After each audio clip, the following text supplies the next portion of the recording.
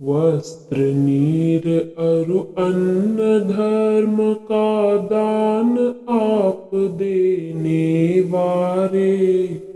उठो नंद गोपाल हमारे, स्वामी व्रज रक्षण हारे।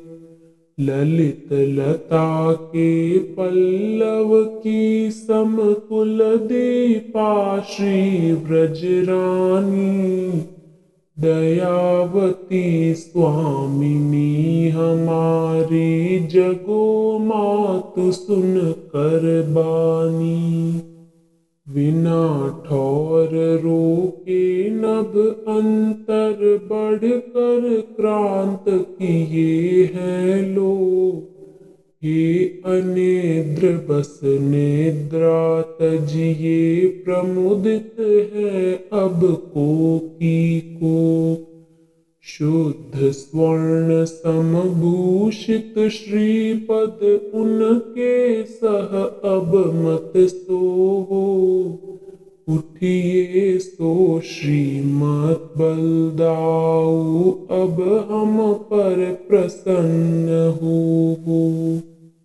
पुरुषकार अब आप ही बनिए, ज्ञान रूप हे परमाचार। उन्हें जगाना इस क्षण श्रीमन, आप सदृश का ही है कार्य। श्री नीला देवी प्यारी को, वक्ष स्थल में धारे हैं।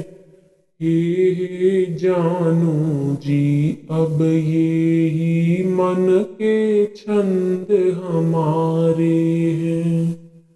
हे जानू जी अब ये ही मन के छंद हमारे हैं।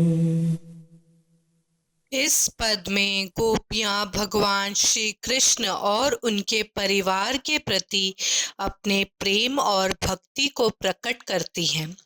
वे भगवान श्री कृष्ण को जगाने के लिए पुकार रही हैं और उनकी कृपा प्राप्त करने की इच्छा व्यक्त कर रही हैं। गोपियां कहती हैं कि श्री कृष्ण जो वस्त्र, अन्न और धर्म का दान करने वाले हैं, उन्हें अब उठ जाना चाहिए। वे उन्हें नंद गोपाल और व्रज के रक्षक कहकर संबोधित करती हैं, जो उनकी भक्ति और श्रद्धा को दर्शाता है। इसके साथ ही वे ब्रज रानी यशोदा माता को भी जागने का निवेदन करती हैं। उन्हें दयावती और कुल दीपक कहकर सम्मान देती हैं। गोपियां कोकिलों के गीत और प्रातः काल के सुंदर वातावरण का वर्णन करते हुए कहती हैं कि अब जागने का समय है।